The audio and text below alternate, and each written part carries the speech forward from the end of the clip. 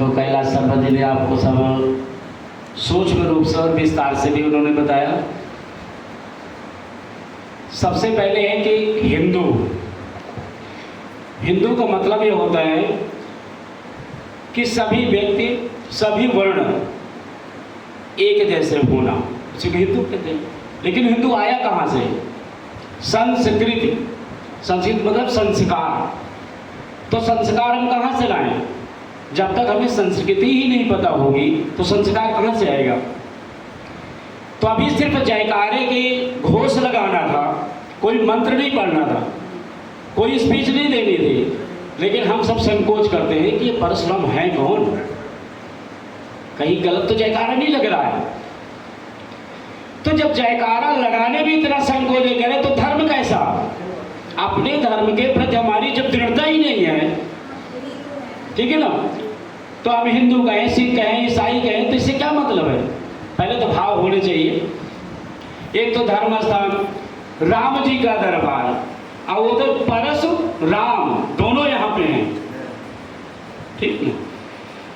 तो हमारे चेयरमैन साहब एडवोकेट जी भी बताए थे पहले, सब विस्तार से उन्होंने समझाया कि वो क्षत्रिय के नाशक नहीं थे, वो सर्व धर्म को बढ़ाने के लिए जब जब होय धर्म के हानि, जब जब धर्म की हानि हुई है तब तब उन्होंने वर्षा उठाया है।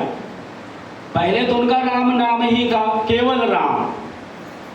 भगवान शिव से जब प्राप्त हुआ धनुष तब कहलाए परशुराम। और परशुराम कौन है? जमदग्नि पुत्र, रेणुका पुत्र। तो धर्म के प्रति जो है हमें दृढ़ता होनी चाहिए, तभी ये जो है धर्म चलेगा। तो कर्म प्रधान बेश करि राखा, अजो जसी करय सो तसी फल चाखा।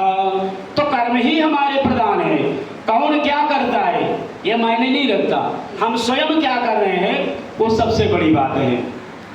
तो धर्म का प्रचार करने के लिए लवलेश बाबा के लिए नहीं है, आप भी हैं, हम भी हैं, सभी हैं, तभी धर्म का प्रचार होगा। और मंदिर मंदिर जाने का भाव क्या है कि धर्म का प्रचार हो। और धर्म कोई जात पात तो देखता नहीं है कि ब्राह्मण है कि क्षत्रिय है कि वैश्य है कि शूद्र, कौन है? धर्म की वृद्धि के लिए ये सब विस्तार चल रहा है। तो यहाँ पे जो ब्राह्मण समाज है, ब्राह्मण का शुरू से ही लेकर के अभी तक सब वर्णों में एक ब्राह्मण ही ऐसा है जो सबके लिए उन्नति सोचता है। तो जब हम किसी यहाँ पूजा पाठ कराने जाते हैं क्या कहते हैं? धन की वृद्धि हो, आयु की वृद्धि हो, कल्याण की प्राप्ति हो, सौभाग्य की प्राप्ति हो, सभी वृद्धियां प्रदान करते हैं। तो आप दुनिया के हर वस्तु खरीद सकते हैं, क्या सुख और शांति खरीद सकते हैं कहीं से? क्या कहीं से मिल सकता है? तो कहाँ से मिलेगी? जब जब धर्म में दृढ़ भक्ति होगी तभी हमें प्राप्त होगा। तो धर्म में ही अगर हमारी दृढ़ भक्ति नहीं है तो हमें मिलेगी कहाँ से? तो इसीलिए परशुराम जी भगवान यही बार बार कहते हैं कि दृढ़ता बना के रखें। जो आपको योग मिला है, कोई वस्तु मिली है, कोई पद मिला है, तो उसका दुरुपयोग ना करें, सदुपयोग करें। तो उन्होंने सतयुग को किया हर जगह।